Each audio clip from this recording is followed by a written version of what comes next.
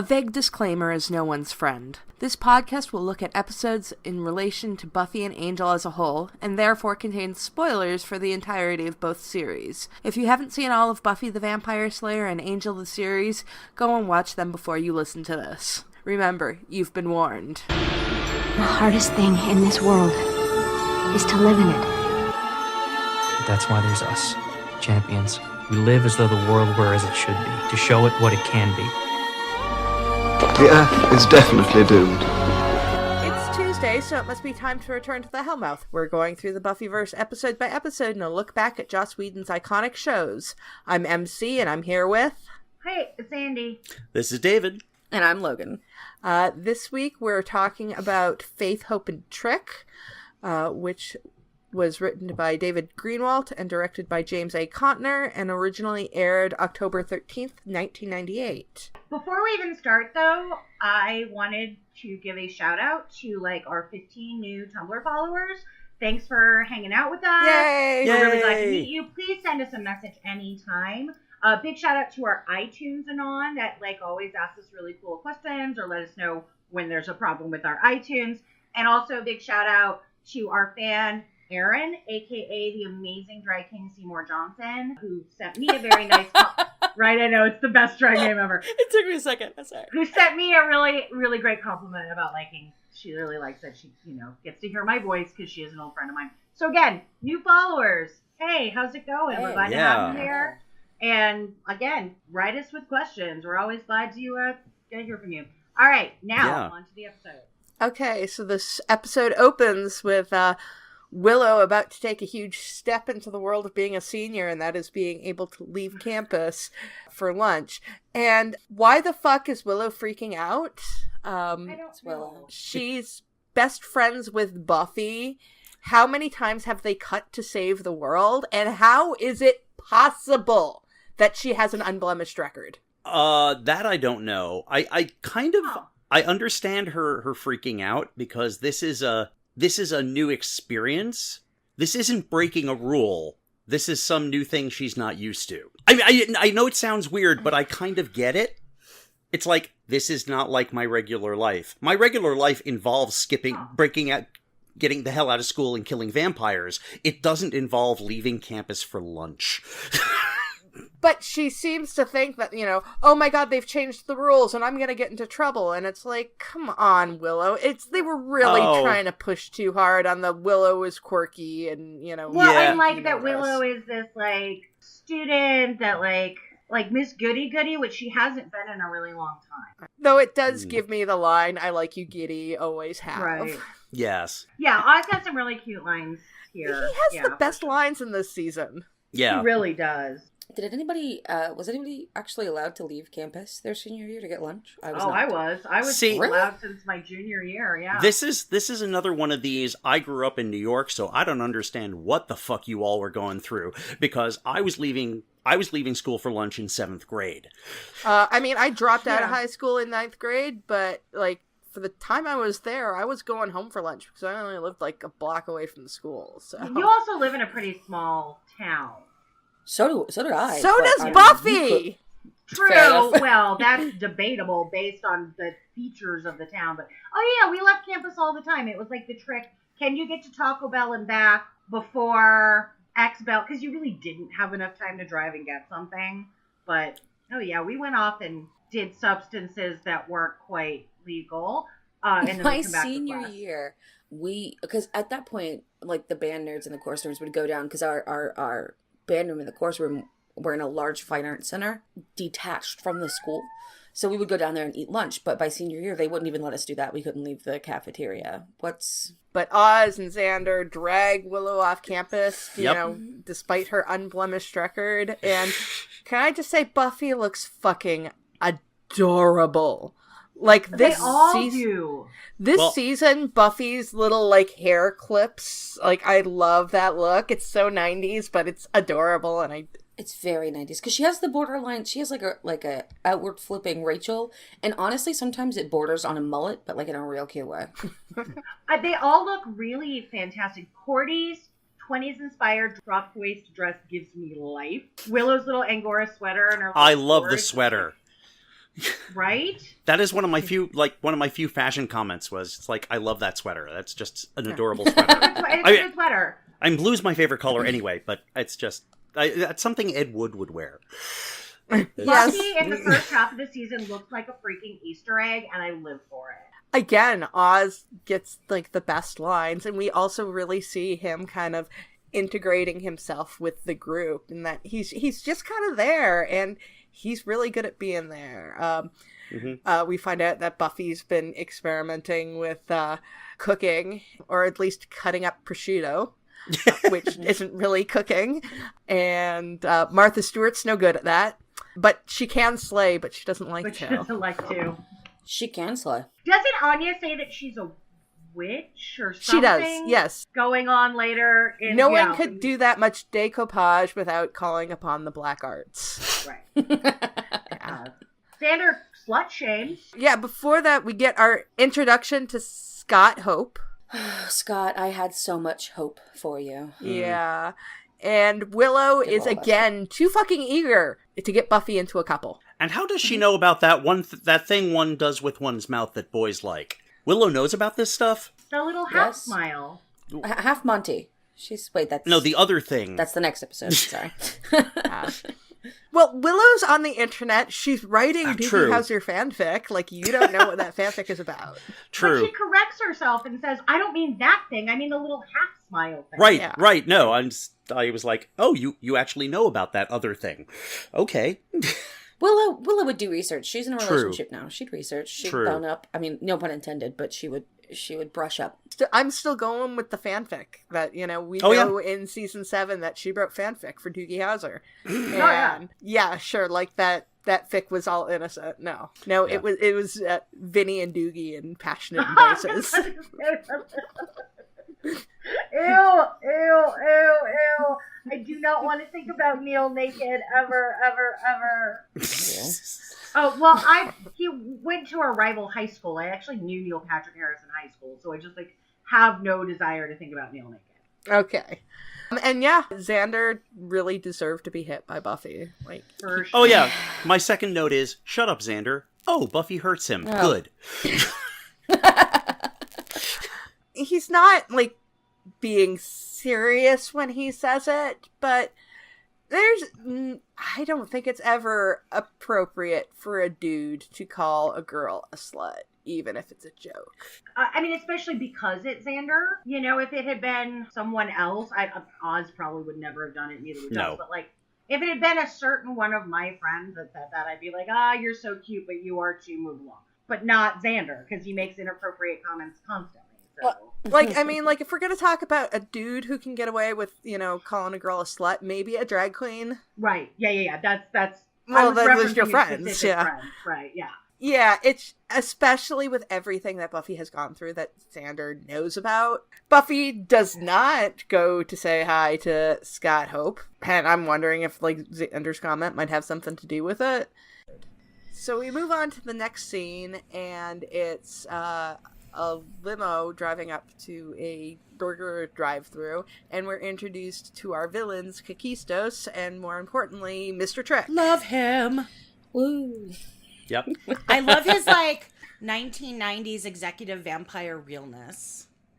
Yes. No, Right. I think we've really kind of progressed in the years with our vampire villains, because we had the Master, who was totally ancient, old school, and Spike is this 70s punk anarchy, and Mr. Trick is just smooth tech and stats. And Angelus is just all pure chaos and things. I would almost fit him in with the old school. Yeah, he is pretty old school. Yeah, he is pretty old school, but yeah. Yeah. He's kind of sort of transitional, because he's old school in demeanor, but he doesn't have the respect for ritual and tradition. Yeah. But in this, we really get the dichotomy of the old school with the tech, because we've got Kakistos, who is basically the Master's, equal. He is as close as we ever get to a vampire who's like the Master, because he's the only one who's old enough that he's started to turn into, like, a pure demon and is not, like, killed by conventional means. Well, Mr. Trick, I get the impression Mr. Trick is, you know, probably from maybe around the 50s or 60s. I would say possibly even later. I mean, just his whole business sense seems really modern. I mean, it's like a 50s executive would not be talking like this. But I mean, people change. I mean, even vampires can change. I mean, it's right? possible. Sort of like, maybe, you know, I don't know when he's from. He does seem very, very modern, but if he's smart enough to be around for a while and have all these plans, then maybe it's the 80s. Maybe it's, you know, that very executive. Greed is good. Not that someone of his melanin color would actually have had a chance to be an executive realness person, but in the 50s. But so, you know. Yeah.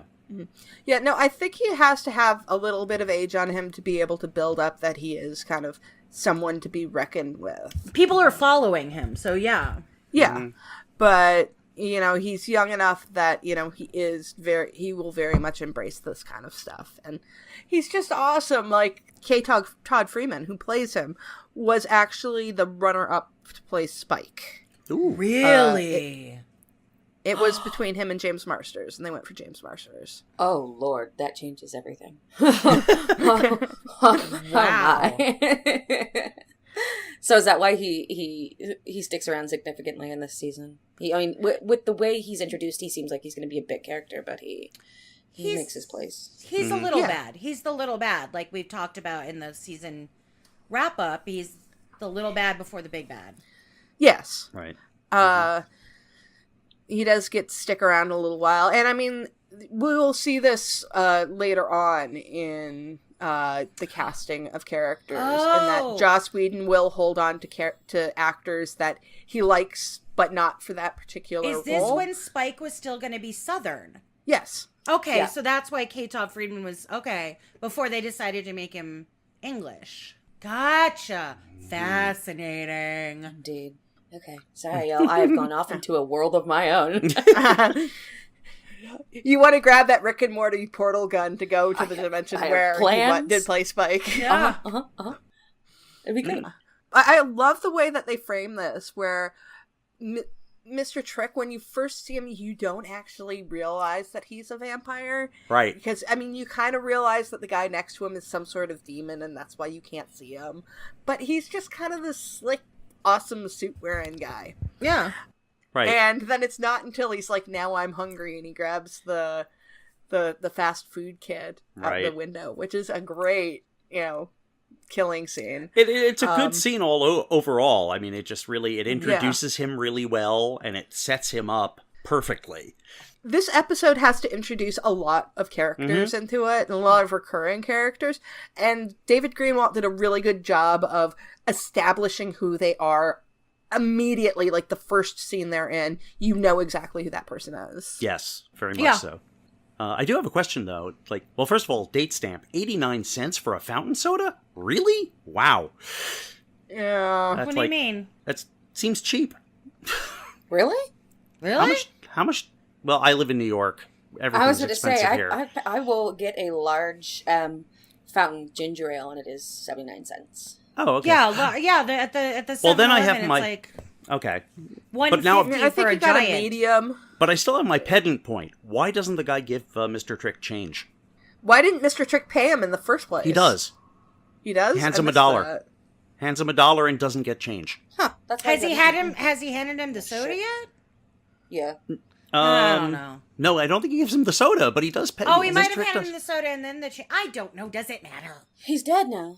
And frankly, as they drive away, that mascot is the scariest thing in this episode. I was going to say, it's like, wow, Creepiest thing I've ever seen. that's yikes. I hate it. That is not a name brand restaurant. Thank God. You can't franchise something that's scary. I don't think. No. Jim's House of Horror and Burgers.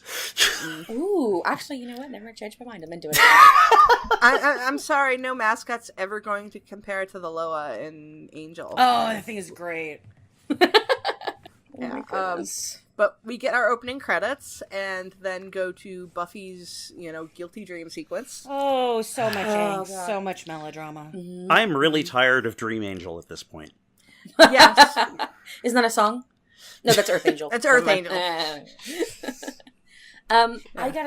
Is the crushing of the ring in the fist just like melodrama, or is it like a hint to, hey, pretty soon here I'm gonna have this ring embedded in my body because PTB dropped me on it. And that's my personal opinion that it was not the first. We'll get We will get to the end of this episode later. But yeah, no, honestly, like all of these angel dreams, this is the third one we've had, and it's like they're all kind of the same. Mm-hmm. Big love, big loss. Buffy feels guilty. Angel actually wearing something other than black. But That's good only white. because we got to see the big, bleeding wound. So Right. let's put him in white. Fair enough. I always thought it was because Boreanaz got pretty cut between the two seasons. They were like, yeah, There's that too. Yeah. But Buffy wakes up and she pulls the ring out of her drawer so she can look at it. And then we get Joyce, who's all... I really like Joyce. Peak Joyce. In this scene, she's gonna. I'm gonna have words with her later, but like, Joyce is great in the scene with Snyder. She's actually. She is so petty, sitting in the background as Buffy tears Snyder down. She's just like, she learned that from me. They are so united in that scene, Yeah. and it is like It's. the perfect mother-daughter bond scene. I'm like, there's the Joyce I like, and she says na na na na na na, Yeah. Yeah. which is I'm like, yeah, you're definitely Buffy's mom. And Buffy's allowed back into school, yay! Huzzah. And she has all of these hoops she has to jump through to be able to stay in school. But it doesn't really make any sense, because we're already told that she's allowed back in school because the school board said she could. Right. So it's kind of just like this thing we're going to throw in because we need to use it for I the mean, next I couple understand episodes. the makeup exams for sure. Like, Oh, yeah. I get erasing the incompletes you have on your transcript, but the other stuff, I'm like, really? I think the other stuff is mostly there so we can have subplot for the next episode and one of the catalyzing events in Homecoming. So Right. yeah, I mean, points to them, they do at least carry through with this storyline. I mean, even if they don't pay too much attention to it, because let's face it, it's a fucking boring storyline. But Buffy's back in school, and she's already with Willow, going to the library to see Giles. Giles. Giles. Just get her a therapist. Stop doing what you're doing. You're doing it badly. Get her a therapist. At least he's doing something. Thank you. In my opinion, a lot of what happens this season could have been avoided. And if also, why the isn't adults in their Joyce? I lives mean, would- we know that she can't tell a therapist everything, but why isn't? Yeah, Joyce and Giles should be like, I think we need to get you some therapy. Well, she is being made to see a counselor. True. By the school. True. Yeah, at the school, but I mean, it's a start. I mean, if you go from there to therapy, that would make sense, will but... talk more about counselors in the next Yes, episode. that is because true. We have True. thoughts about that. I'm actually going to give Giles a lot of credit.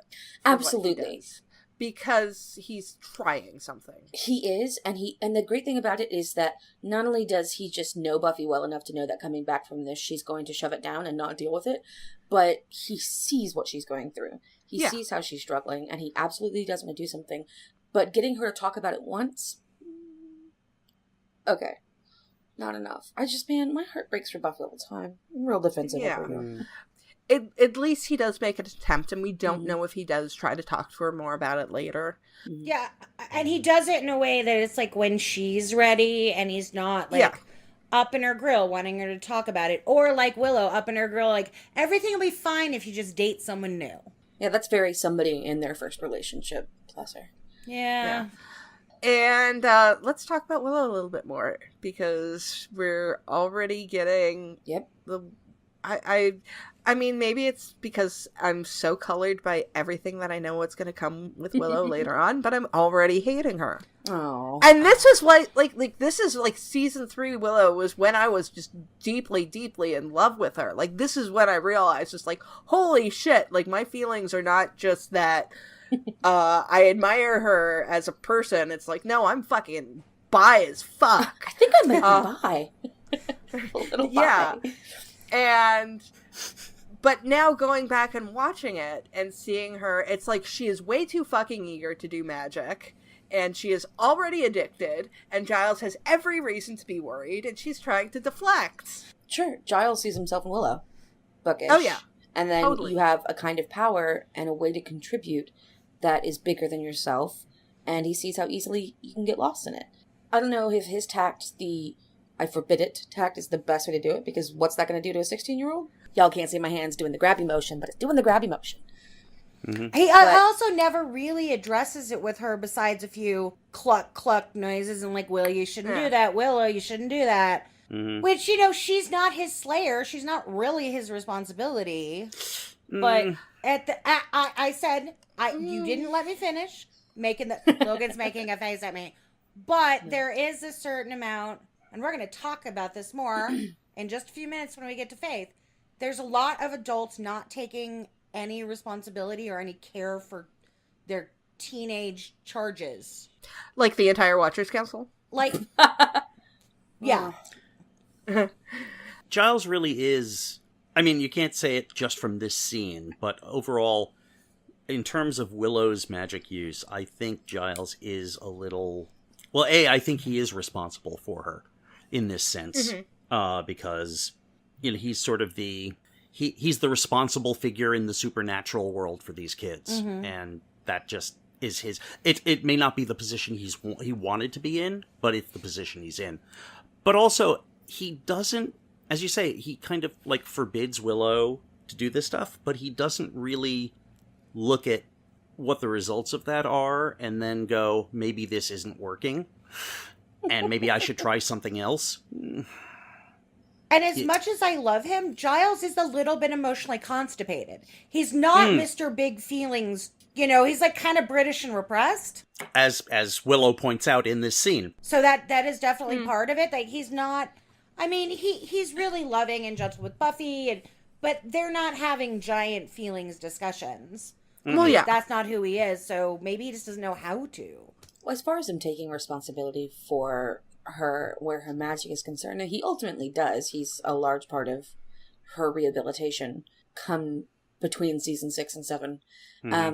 And frankly, I think it goes without saying that, we're just picking things apart. But frankly, I could have seen things going differently had he, I mean, obviously he's got a lot on his plate, but in that he also knows a lot of people. If he had done for her what he didn't have for himself, which was teach her responsible use, which is... Yeah. Well, essentially, he mentored her.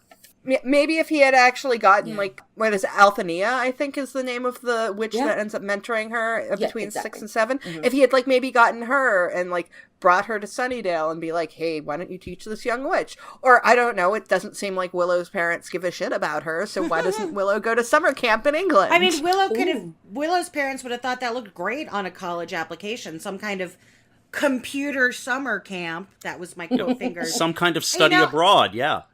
And also now that I'm thinking about it, I just have this other deal. Giles is still having to deal with the expectation of what he was trained to do, which is be this watcher and this kind of remote, not getting emotionally invested in your slayer, to being this person with the responsible party for a whole pack of teenagers that he was never trained to do. It's not like he had teacher training on sensitivity to teenagers, And we will get further into things about the Watchers Council later in this episode, because I have a lot of feelings about the Watchers Council. Sorry, I'm imagining all the Watchers going through sensitivity training. They're so British, and I imagine, so imperialist, that would be real interesting. The gang ends up going to the Bronze, and hooray for Willow and Oz just making out. Just right? Flat out making out. Woohoo! And Buffy's like, don't let me interrupt. And I'm like, do you want to sit there and watch this? What do you mean by that statement? Maybe she does. I mean, they're both really cute. Yeah. Truth. Yeah. And we get a cello. Ginger. Oh, on stage, I think this is our first classical instrument at the Bronze.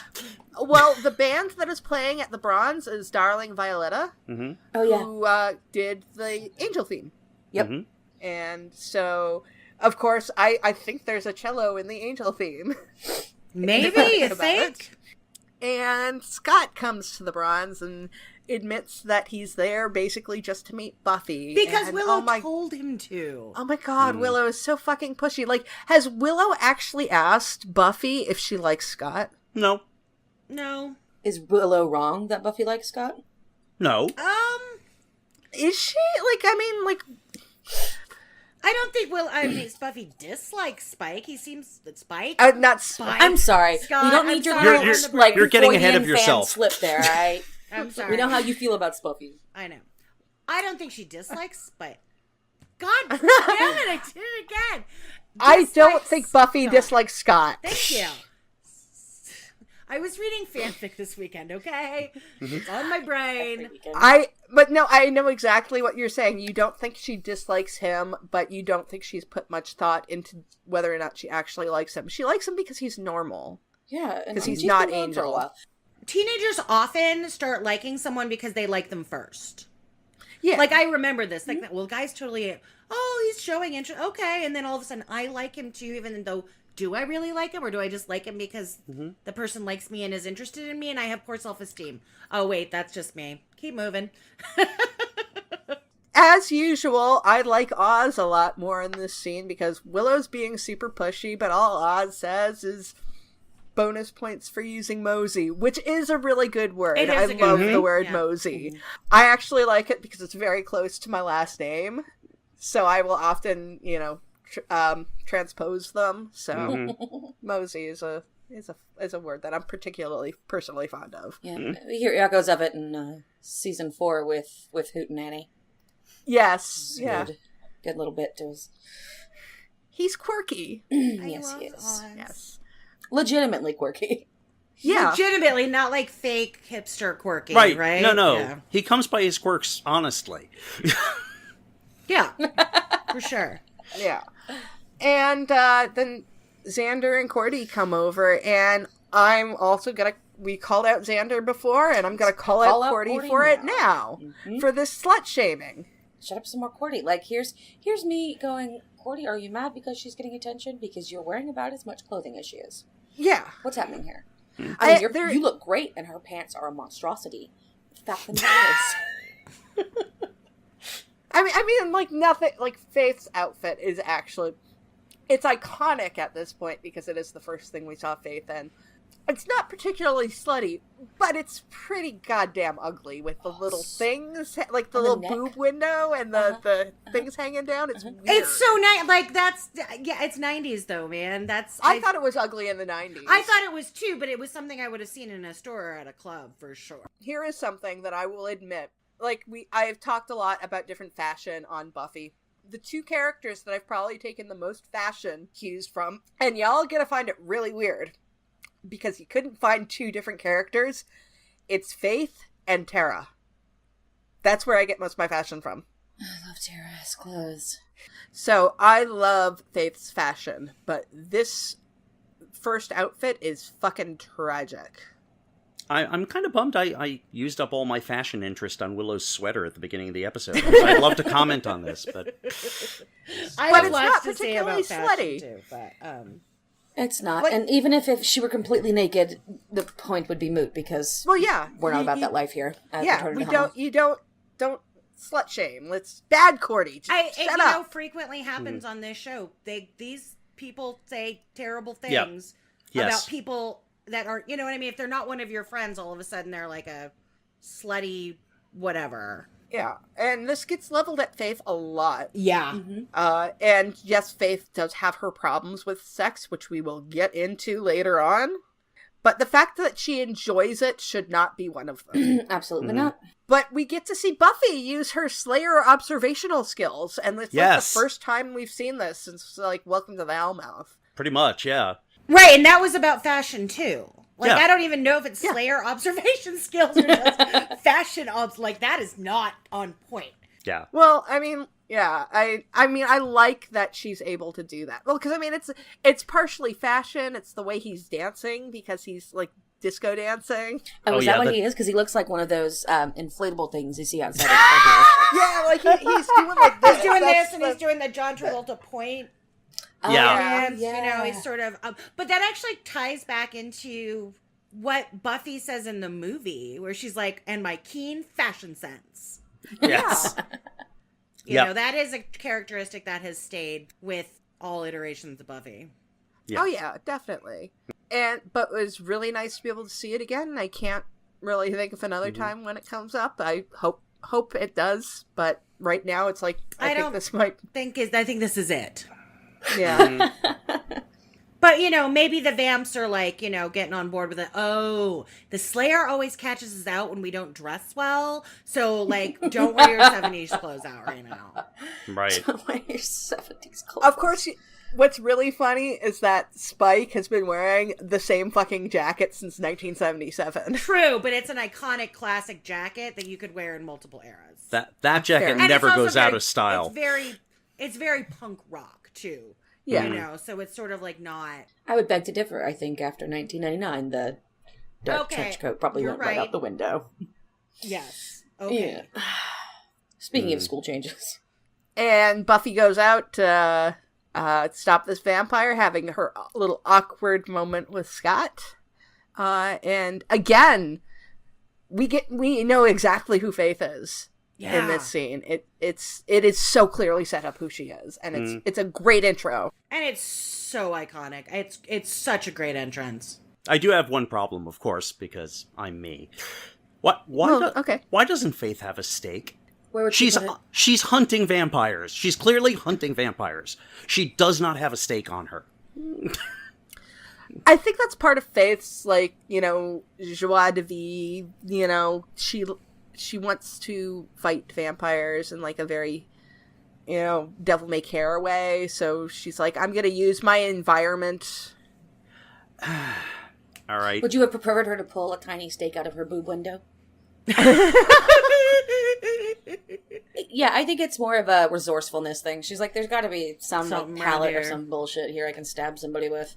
So I guess that's the first example of Faith just being a really bad slayer. Or a really reckless person. She's a reckless that too. person. We know that she's looking for Buffy. So I think almost that she wants to, you know, she knows that Buffy is there.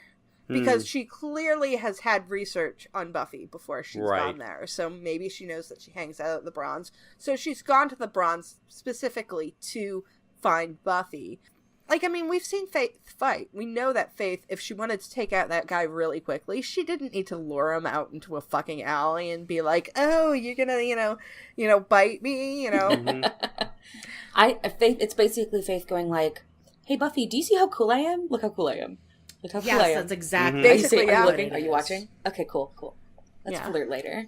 And having no understanding of what Buffy would think is cool. Yeah. No. I mean, also at this point, Faith has been the Slayer for all of 4-ish months.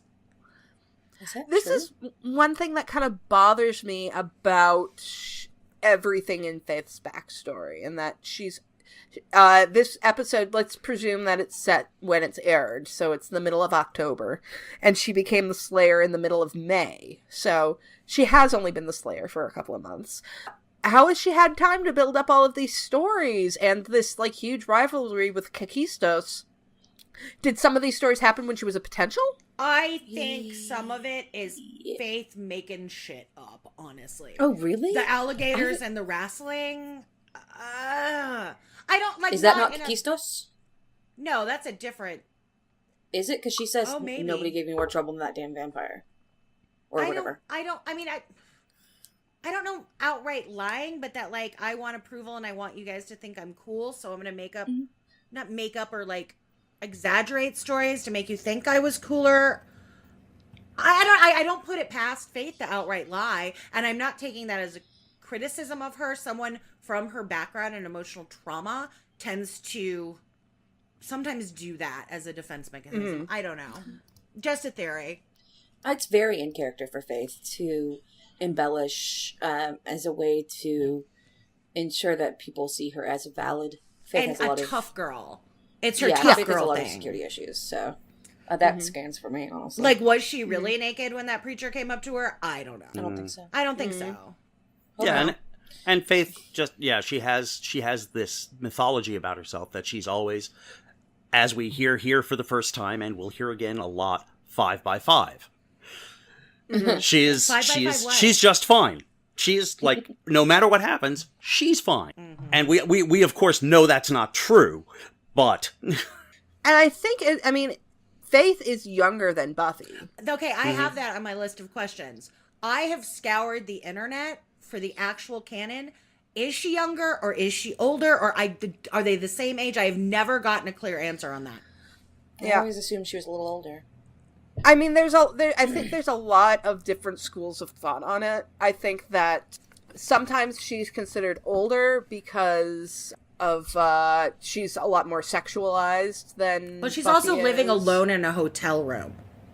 Yeah. Which I have issues with. Which one is older? Is it, I know it doesn't, with actresses, it does not really, matter, right. but... Eliza was actually a teenager. Yeah, no, Eliza was 17, so... Yeah, and that's one of the reasons why I think that she might be... In fact, I think this may be, like, one of her first roles as playing an adult.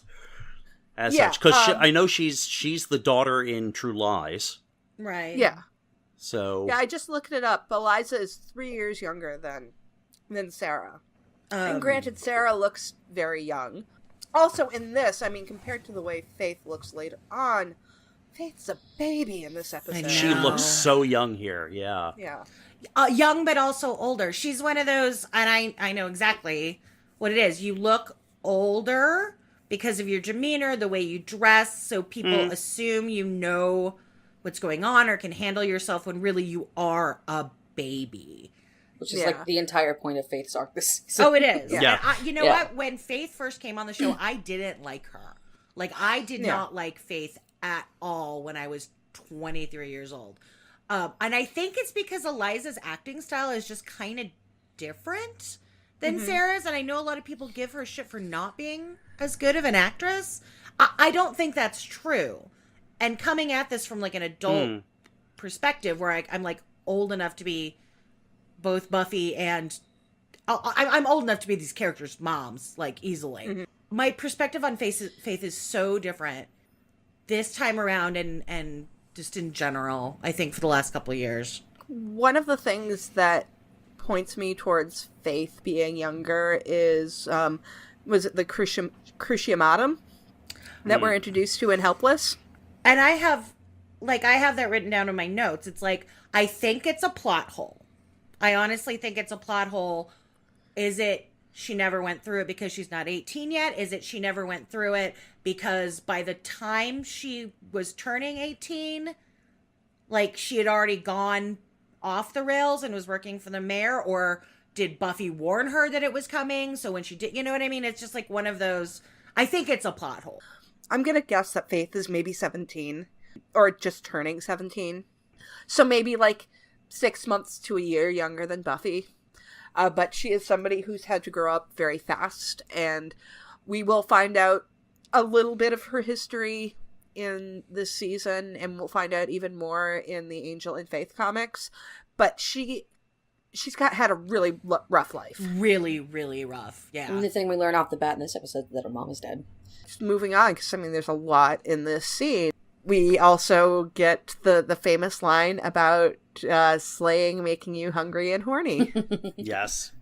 I know when I go out to slay, I'm both, Well, Buffy might be trying to deny it, but, like... Yeah.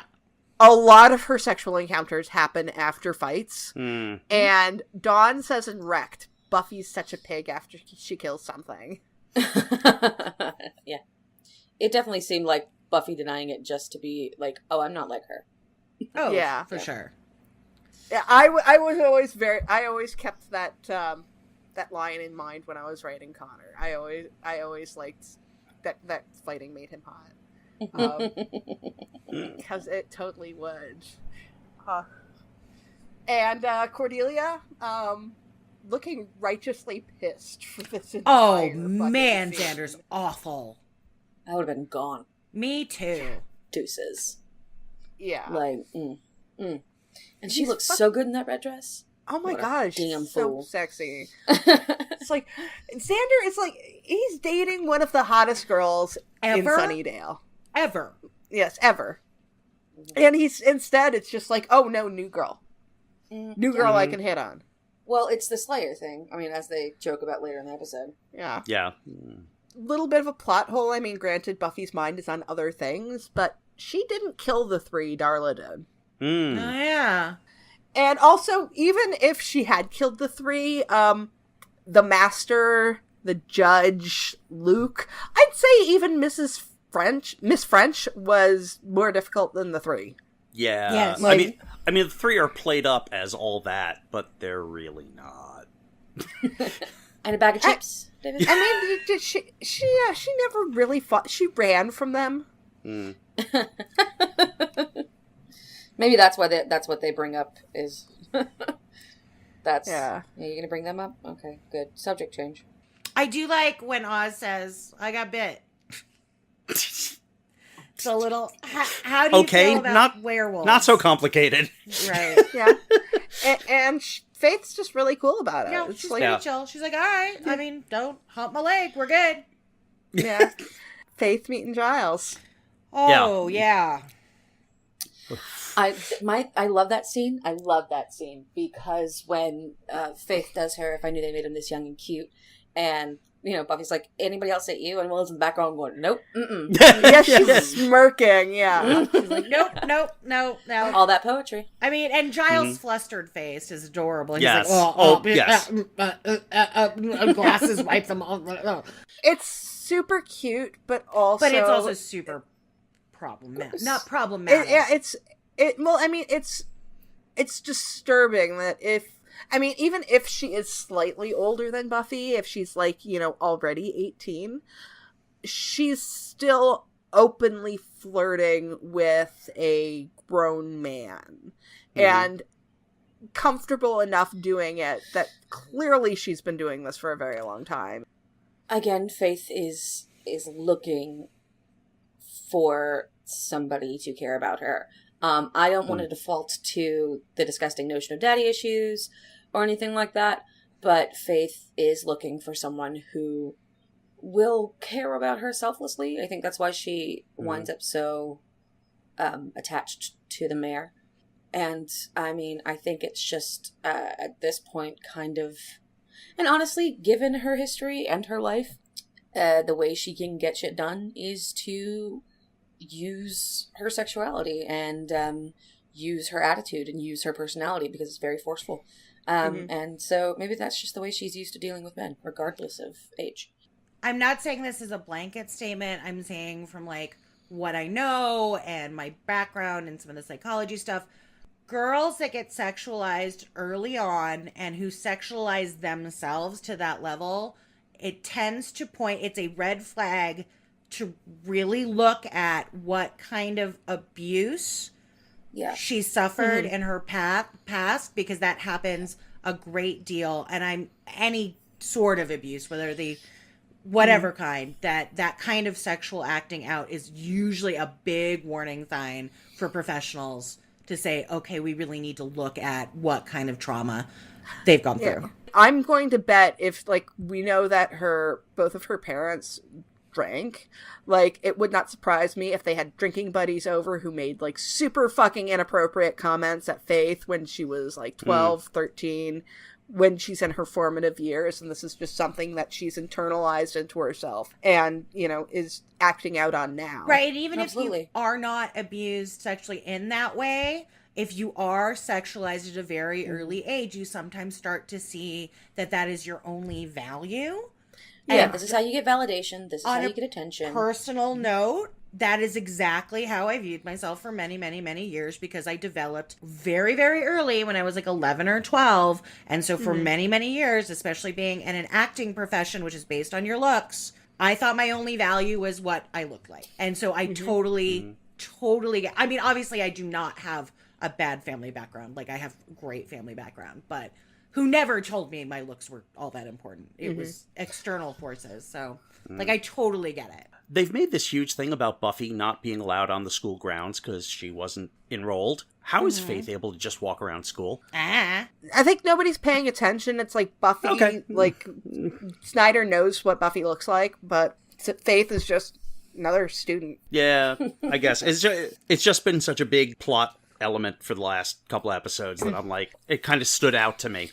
Buffy's had a spotlight on her, though, and Snyder has made it his specific mission to make her life horrible. And so, I don't know if he's paying that much attention to the other students on campus. But Willow and Xander take Faith around the school, and we get some nice little nods to previous episodes.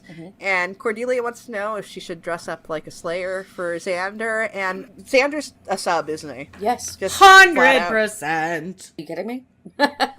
And Willow's kind of an asshole because like she's been like so like gung-ho about like setting up Buffy and Scott, and then in like 2 seconds she's just like, oh, maybe Scott and Faith should get together, and she's just like not like just I'm gonna come to her defense, you know I will. I don't think she's an asshole. I mean, she's an asshole, but she's an asshole in the way that 16-year-olds are assholes. I agree. They have the attention span of a goldfish. I agree. True enough. And Willow's getting some, so she's got all these like little hormone-soaked brain, and she's just like, everybody should feel like this. And I'm gonna make it happen. Yeah. She's Emma, and in these moments she's Cher Horowitz. Like, I mean, you know, yeah, she's a kid. And we got a brief scene of Mr. Trick, again, just being super clever for a demon. He knows the right way to be a demon. Global plans. I have a question for Techie. The specs he's giving, do those mean a damn thing these days? I mean, is that like a floppy disk worth of anything? I have no idea what he's saying. I really wasn't paying much attention. So I listened to it. It didn't sound too embarrassing. Yeah, no, I mean, it nothing jumped out at me and went, no, this is totally ridiculous. So that's where they put their research, or is it just people who would naturally come by it, I guess? I don't know. I was just curious as if that was what he was saying was going to date him horrendously as far as the capabilities of his future vampire tech empire. I mean, I think definitely yes, because like it's no talking about like Wi-Fi and shit like that. It's like T3 lines and that kind of stuff. But I don't think anything will ever get as bad as Chandler Bing talking about his laptop's capabilities. Oh yeah. But yeah, I mean, certainly it's dated, but it's not the worst dating. I don't think. Oh god, no, it's the clothes. Just curious. And then we go to dinner with Joyce. I actually I like Joyce in this scene. I do too. I get it because she sees at what. Like, here's the thing: she sees an opportunity for her child, her sole focus, the love of her life, and it gets to be that way because Joyce becomes a more well-written character. To have opportunities and to not be in danger all the time.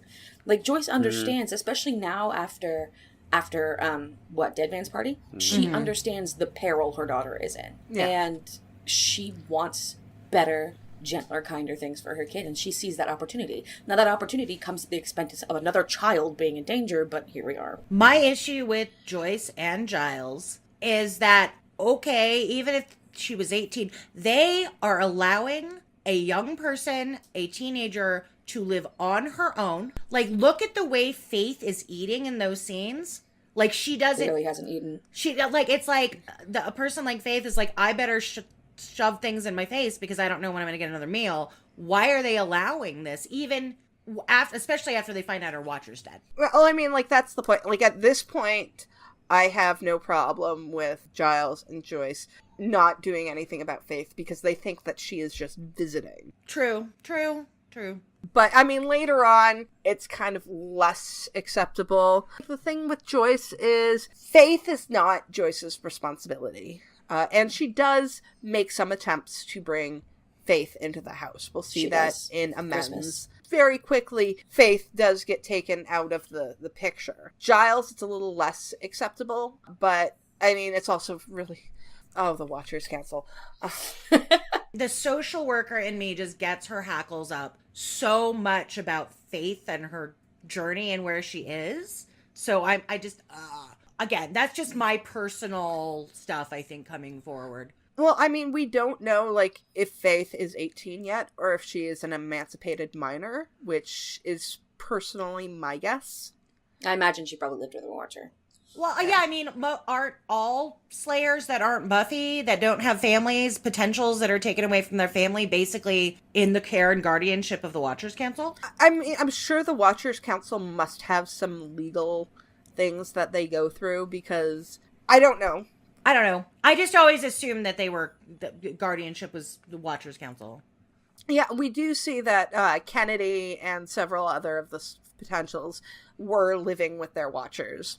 But we don't get, like, the legal way that it happens. Personally, I do go for more of an emancipated minor thing so that the Watchers are not actually legally responsible for the Slayers. And especially somebody like Faith, who we know comes from this rough background, that it wouldn't surprise me if they had gone through that. I do agree. Faith does eat like she doesn't know where her next meal is coming from. And I don't know if they did that to be like, Faith's a sloppy mess, or if that was genuinely their intention to be like, hey, someone pay attention to this kid.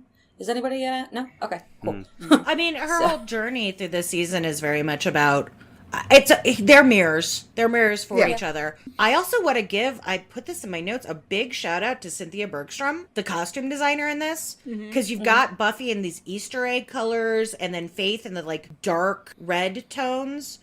They're playing up Buffy's innocence, and I don't mean in terms of sexual purity, but in the way that she's come from this very middle class atmosphere, and they have her in a lot of light colors, especially in this scene where Faith is eating at the table and Buffy's basically an Easter egg again, juxtaposed. And I think that's like I think the costuming in this episode, not just because they look pretty, but just because of the production juxtaposition, is really, really brilliant. So excellent. Shout out to the costume designer there. I would never say this in general terms, but in comparison to Faith, Buffy's led a comparatively sheltered life. Yeah. Oh, definitely. That they're playing that up, and I hadn't noticed the costume thing, but I think you're right. They are pushing and I guess maybe setting up sort of a light and dark motif. They are. Yeah, for sure. We got a little off track when it came to Joyce, and so I want to talk about Joyce in this scene. I actually agree with most of what Joyce is saying here. A lot of Buffy's reactions to Faith are very much like, my new little sister is copying me, and I can't stand her. Well, as she says, she's getting single white female. Except she's not. She's really no, not. but that's how she sees it. It's, yeah. Buffy is very much overreacting at this point. Like, we will find out later that there is more going on with Faith, but I don't think that's why Buffy is reacting the way she is. This is not intuition that is spurring Buffy on. She's being a teenager. Also, I mean, we're coming off all the shit that just went down in Dead Man's Party. Absolutely, and she's just getting echoes of that, yeah. Where basically everyone is coming down on her for everything. And now everyone's like, oh, Faith, hey, welcome! And like, Buffy's like, what the fuck? Yeah. I'm not saying she consciously thinks that through, but... Oh, well, I mean, doesn't she kind of say it? She said, I just got my life back. I'm not looking to go halvesies on it. Right. Yeah, Is that in exactly. this episode? Yeah. Yeah. Yes. Though, Joyce, I mean, and it's really funny, and I wonder what it's like in the rewritten universe, but it's probably good you were an only child. Yeah. Well, is this where we start getting our first hints of season 5? Yes. And Dawn's introduction? By the end of the season, we'll be getting some hints of season 5. Little Sister's coming, and it's Brightest Before 730, Right. yeah. Yeah, that's the one. And Joyce finds out that Buffy died. And I think her reaction is completely understandable. She's horrified. Oh, yeah. But she's not going overboard with it. She's not being like, you've got to stop being the Slayer. She's just being super honest. I hate that you have to do this. Mm-hmm. She's not telling Buffy not to do it. She's just like, I hate that I don't want you to die. Which is quite reasonable. Yeah. That's I'm fascinated by Buffy's reactions. Like, when she goes, I'm not going to die. It's like, okay, A, you've already died. B, you are going to die again, but you'll wait until after Joyce is dead to do it. Fair enough. It's like, you won't know I'm going to die. It's just, I did notice that when Buffy goes patrolling with Faith, she's wearing her sad hoodie. Aww. She is. I mean, it's not super sad. I think it's her functional hoodie, but yeah. It's her functional hoodie, but it is what she usually wears when she's sad. And when she's staking the vampire, the wood she uses is really blunt. Like, it's... Yeah. I like the incongruities we get sometimes of the Slayer's powers, in that Buffy couldn't put a stake far enough into Cookie's toast for it to matter, but Faith somehow completely skewered him with a beam. Yeah. Y'all, you have comparable power. I don't understand this, but I get why, for dramatic effect, and it was great. Yeah, it's really funny in the comics. They've introduced new vampires. Yeah, because like it's a long story, but magic was destroyed, and then magic came back, and so vampires that are made now are from a different demonic source than the old vampires. But these new vampires are stronger, so they have. It takes a lot more to get a stake through their chest, and it's like, wow. So you mean they're like actual people now? Yeah. Oh, you mean their breastbones work? Yes. Weird. And they can go out in the sun, right? Yeah, they're against the sunlight. But yeah, I yeah, and of course, this scene we get the first real hints of Faith's extreme drama. Yes. But you also get the hints of the fact that Faith never had a chance. Like, she really never had. I mean, Buffy's already. I mean, and they, she comes to some compromises and they become friends. But you know how much I love Buffy, but this scene, she's so like self-righteous and yeah, it's a teenager. You're like me focused, and Faith says some things about Angel and pushes at her, but like Faith never had a chance. She was never given a chance by Buffy to really, and it makes me mad at Buffy. I think part of the problem is, and this is brought up in season 7, that the two Slayers were never meant to exist at the same time. So Faith believes that's why they never got along. And I think that's partially true. She comes to Sunnydale, and this is Buffy's town. She inherits Buffy's Watchers. She hangs out with Buffy's friends. She doesn't get to develop her own identity. She is never the Slayer. Buffy is the Slayer, and she's left over. To some extent, she has Buffy's power. The only reason she exists in this power is because of this girl in her life. Yes. Yeah, and I agree with that to some extent, but at the same time, I get a little mad at Buffy. Like, no, I understand. Because we're with you, dude. Like, and I get, Faith is a secondary character and Buffy's our lead, but like, I don't know. I just want to take Faith home and be like, here's some good food. I bought it from the store because I don't cook, but like I'm not, I don't even know what I'm trying to say. But I mean, this is what I'm just trying to explain. Like, this is partially like what Faith's issues. Faith is never allowed to develop as herself. She's never allowed to become a hero. Of course she was going to become Buffy's mirror because she was always being compared to Buffy. And nothing was ever going to compare to Buffy in Giles' eyes. So, and she has so much damage that nobody's dealing with. And I'm going to start getting into the Watchers Council now because I know we've talked about the Watchers Council and how much they suck before, but first of all, so this whole like retreat thing, Giles frames it like he has been excluded because he's like a pariah. Like he doesn't say that it's like I wasn't invited because I'm looking after the Slayer, which would make sense. It's more like the Watchers don't like me, which doesn't make any sense to me because Giles is the only Watcher who's actually fucking doing anything.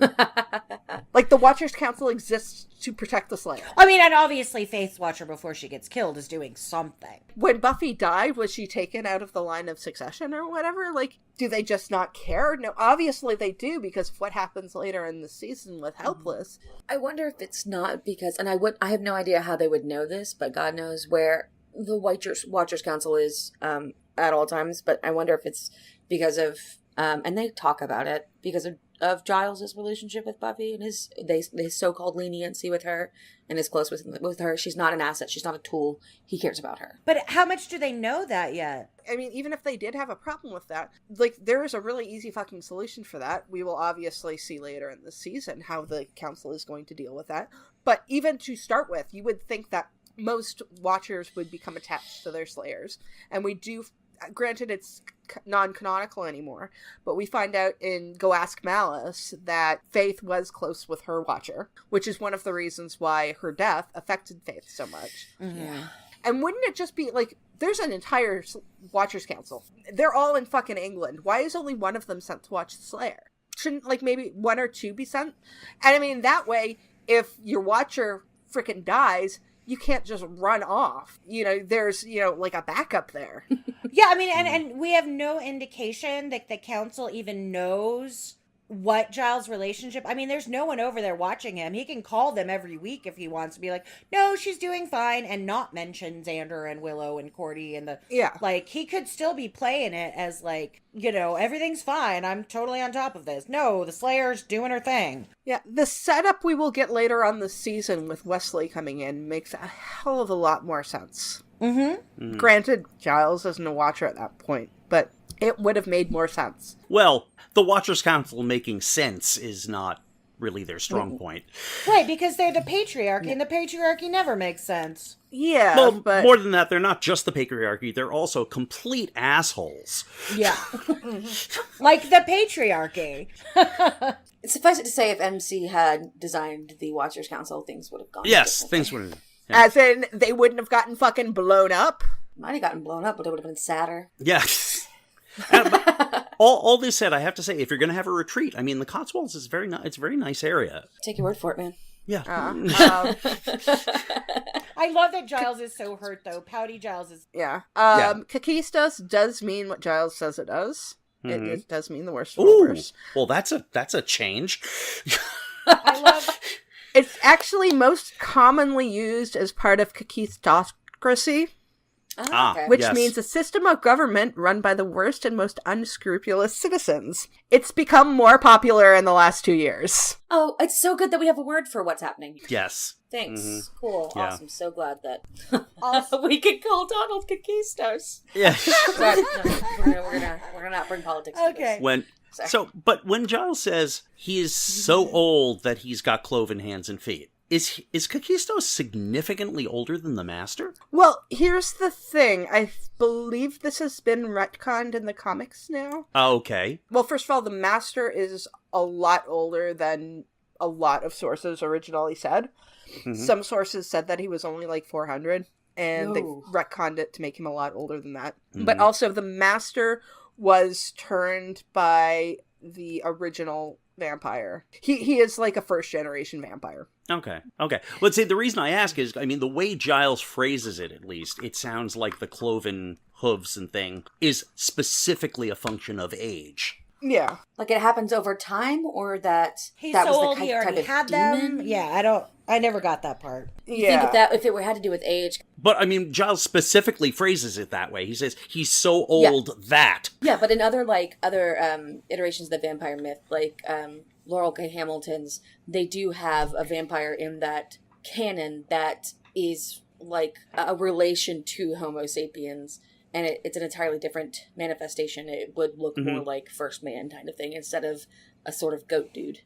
I don't know. Yeah, that's No idea. I've never got that about kissing toast or taquitos, even though taquitos are delicious, and I love when Buffy says those things. But did he have the cloven hooves when he was, you know what I mean? Like, were the cloven hooves already there, or did they grow because he got old? I've never gotten that at all. I mean, he's really a device in this thing. Yeah. So just really. He's dead now, so it don't matter, but Right. still. Yeah. Interesting choice on the writer's part. This the first mention of our running gag of leprechauns are not real. Right. Well, Which is Yeah. super random, And not true in the Marvel Comics universe. but definitely true here. It's mentioned multiple times. Then we have Buffy meeting up with Scott. Oh, Scott. Like, I'm going to talk more about Scott here because this is a good scene. I like Scott Hope. I do in too. the beginning too. Scott seems like a good guy. I mean... I had a lot of hope for Scott. Like, legit. It's not just playing words. I had a lot of hope for him. I like the character. I think he played it really well. He was super charming and sweet and cute, and then things changed, but that's okay. I really Buster Keaton was my mom's favorite comedian, and so I love Buster Keaton, and so as soon as Scott mentioned the Buster Keaton Film Festival, I'm like, I like you. Oh, yeah. Good. If there is a Buster Keaton Film Festival, you go to the Buster Keaton Film Oh, Festival. yeah.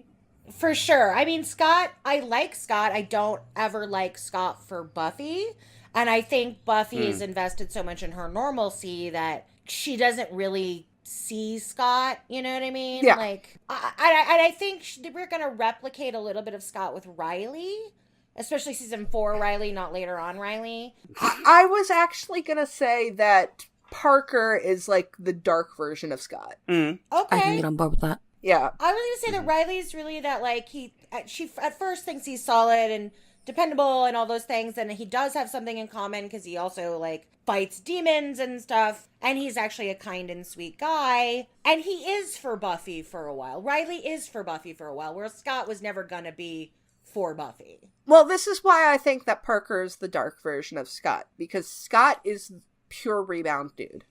Yeah. He is the guy, he is the nice, normal guy that Buffy's going to date just to get over Angel. And he's going to break up with her very quickly because of her issues. Meanwhile, Parker, Buffy's with him because she thinks he's a nice, normal guy. And of course, he turns out to be an asshole. Right. So they're kind of like these two sides of the same coin, one of them being an asshole and one of them just being a good guy, who also is apparently sublimating his own sexuality, as we will find out in season 7. Which, I will say this about Scott, even if he's sublimating his own sexuality or isn't partially aware of it, that doesn't mean he doesn't like Buffy. Yeah. Like, as a human being, he may not be, like, in love with her and maybe using her sort of, but I don't think it's ever a question, regardless of his sexuality, of him trying to use Buffy as a beard. I think he genuinely thinks she's cool because Buffy genuinely is cool and smart and funny and pretty and all those things. So, yeah. You know.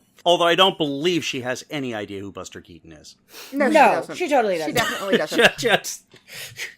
very few people do. Yeah, sadly. I can't find evidence of this, but I seem to recall hearing that this scene was actually cut. Apparently, Scott just bought Buffy, like, a cheap-looking friendship ring, and she mistook it for a clatter ring. Huh. Interesting. But they cut out the bit where she figures out that it's just a regular ring. So it is supposed to be a clatter ring, which I thought was that's a store owner who's really trying to make a sale, where it's just like, yeah, this totally represents friendship. This thing with the heart on it. Yeah. That has a very specific meaning for it. And a lot of people use as a fucking engagement ring. Yeah, I would have liked to have seen that. That would have made Scott look like less of a twit in that particular moment. And then Buffy finds out that Faith's Watcher is dead. I mentioned this before, there's a tie-in novel, which is not canon, which is called Go Ask Malice, and it's kind of Faith's backstory, and we find out her Watcher is Diana Dormer. Kakistos didn't just kill Diana. Kakistos ripped her in half. Yeah. I think that one's still considered canon adjacent. Yeah. But when it comes to canon, the way Faith reacts, and frankly, okay, here's the thing that I think that Elijah does really well. Her terror, she does terror real well. She really does. Her grief, she still needs to work on that, but she's only a child. But the way she says there isn't a word for what he did to her, honestly, letting your mind run wild is, for me, worse than what is defined in Go Ask Malice. Yeah. Yeah. This is, like, really weird to see Faith like this, because we think of Faith as, like, this badass killer. This is what, she's established as later on.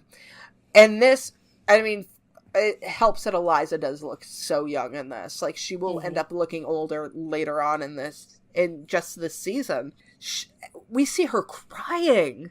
And also notice in the costuming, Buffy's now wearing black and Faith has the pink sleeves. Yeah. So again, another nod to the costuming, that there's a little bit of a flip there. And it's a small flip because Faith still has black. She's not got Easter egg. Yeah. But there is a little bit of a color flip. Yeah, and we've talked about this before, but I mean, like, counseling needs... Faith has PTSD.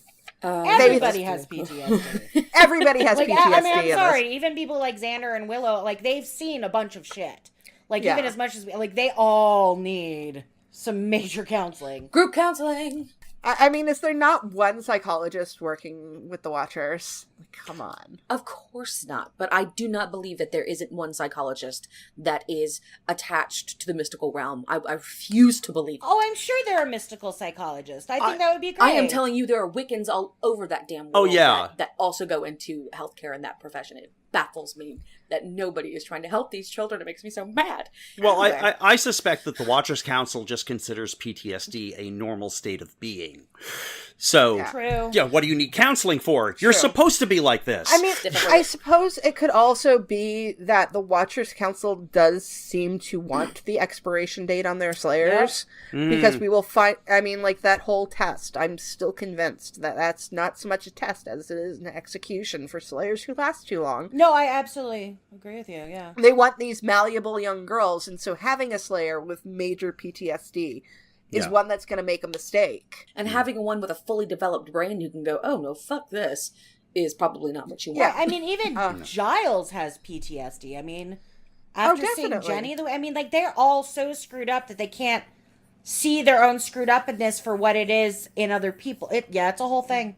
And we see Mr. Trick just being fucking awesome. He's so pragmatic. I love that. Go, y'all. Well, our prayers are with him. Like, that was like, she's so great. Gorgeous. I am, like, we do get some really nice Mr. Trick episodes, but they don't use him nearly as much as they could have. Nope, they don't. They really utilized him. I mean, this is amazing amazing in a bad way. He is the longest running character of color in in Buffy. What? Yeah. Yes. In Buffy, not in the entire Angelverse. Not an Angel. But, like, think about it for a second. He's on longer than Robin Wood? Yeah. Oh, is he really? Just barely. Okay. Oh. Because, I mean, like, Robin Wood is on longer, like, in terms, but not in terms of episodes that he actually appears in. Oh, so longer, Robin's on for a longer period, but doesn't have as much screen time. Exactly. Oh, okay. Yeah, that's not shocking. He rolls in and he's like, this town is white as fuck, y'all. I know, it's they're acknowledging he's absolutely right. Acknowledging it, yeah. They're acknowledging it, but not actually fixing it. Right. Doing it Yeah. about it.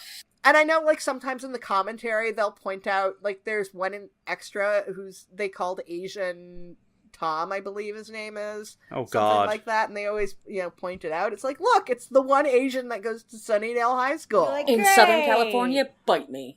Yeah. I mean, like, it's such an unbelievable killing, but it's also fucking awesome. Faith, like, just running Kakistos through with that massive trunk. Kikista Bob. Yeah. That's it, folks. That's all I got for this episode. Yeah. Then we move on to Giles in the library, explaining what's going on with Faith. And Sarah's acting in this is so lovely and subtle. Because you can see the look on her face when she's realizing that she's doing the same thing as Faith, keeping this trauma to herself, and that she does need to open up to Giles, at least telling him what happened. Yeah, I mean, she says it in a really matter-of-fact way, and it's not really addressed again, because Angel's going to be back in, like, 6 seconds or whatever.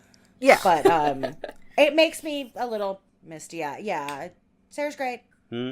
Yeah, no, she's great, and as we said, I really like what Giles did. Like, he doesn't go far enough, but I mean, that would just turn into, like, this whole big thing of trying to deal with. I mean, like, as much as we talk about, oh my god, these characters need counseling, you can't possibly actually get into it. Though it might have actually been interesting to have an episode where one of them is sitting on some therapist's couch. It would be very, final episode of MASH. Right, no, I mean, yes, all of us want, I mean, because this whole season is about two incredibly damaged girls and how they relate to each other and are mirrors, whatever. But at the same time, no, you can't have in therapy Buffy style. I guess you could do that now with, like, a web series, but at the time, not so much. Now I want to start that web series.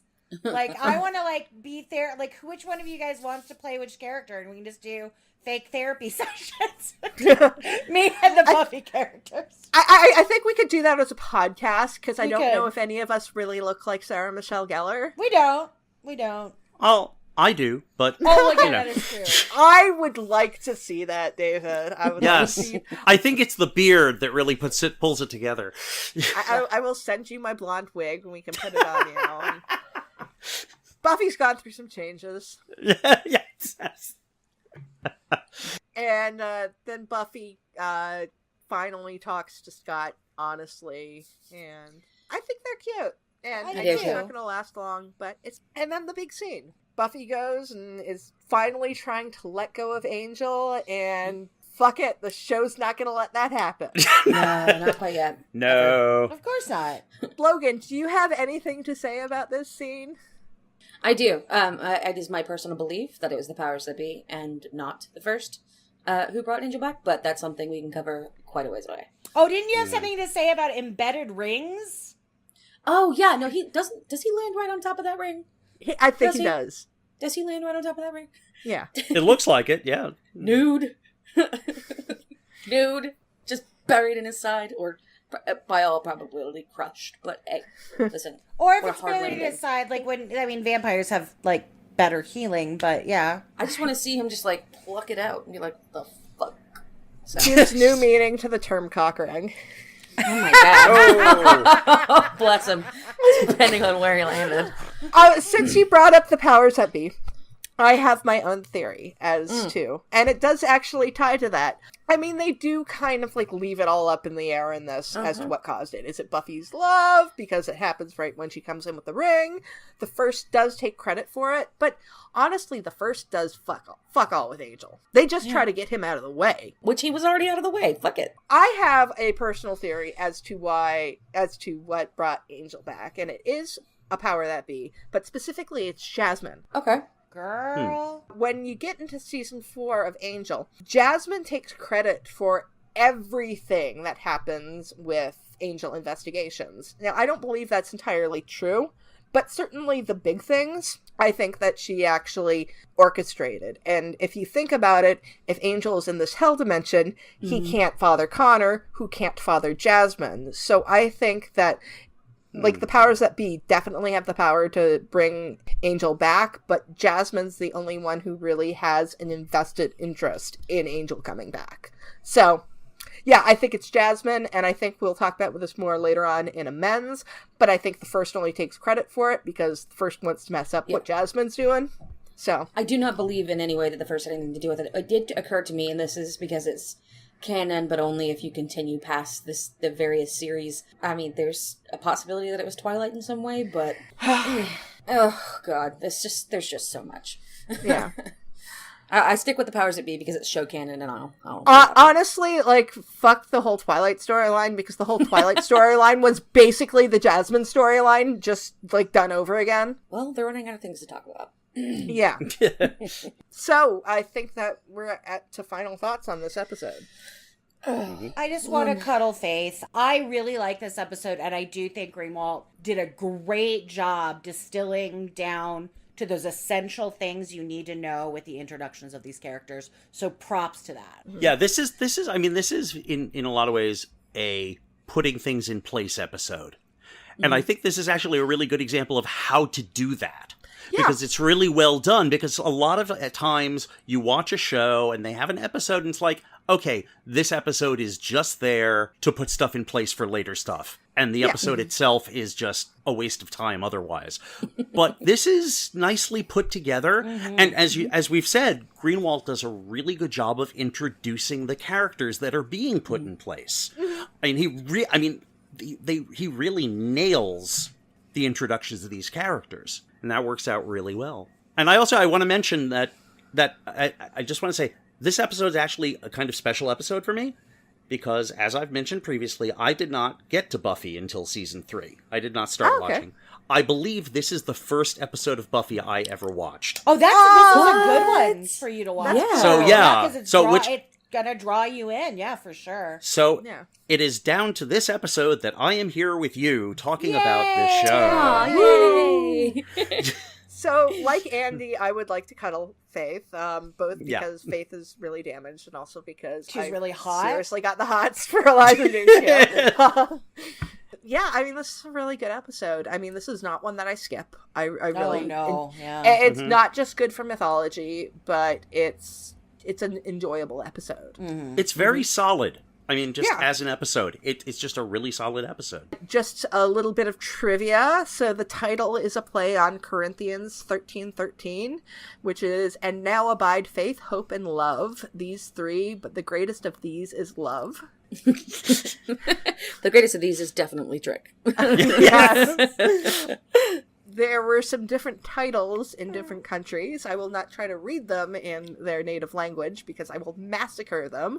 But in French, the episode was called The New Little Sister. In German, it was New Friends, New Foes. And in Portuguese, it was Faith Comes to Sunnydale.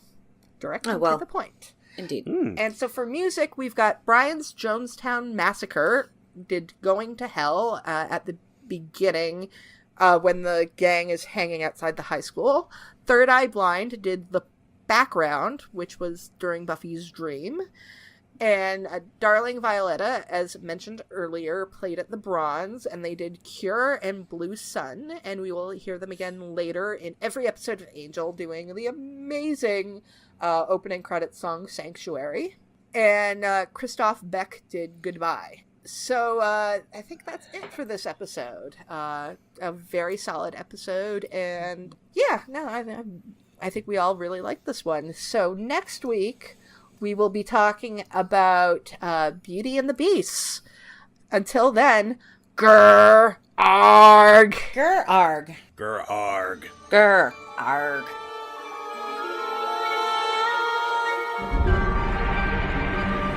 We'd like to thank everyone who downloaded the podcast, and an extra special thanks to everyone who shared, liked, and subscribed on social media. If you'd like your questions or comments read on the show, you can contact us on our website, returntothehellmouth.com, on YouTube, Tumblr, and Facebook at Return to the Hellmouth, on Twitter at HellmouthReturn, or on email at returntothehellmouth@gmail.com. We'll be sure to read your comments on the show. Be sure to rate our show at iTunes and Stitcher, and check out our show merchandise on TeePublic and Redbubble. Also check out our sister podcasts, Drag Hags and the Trash Compactor podcast.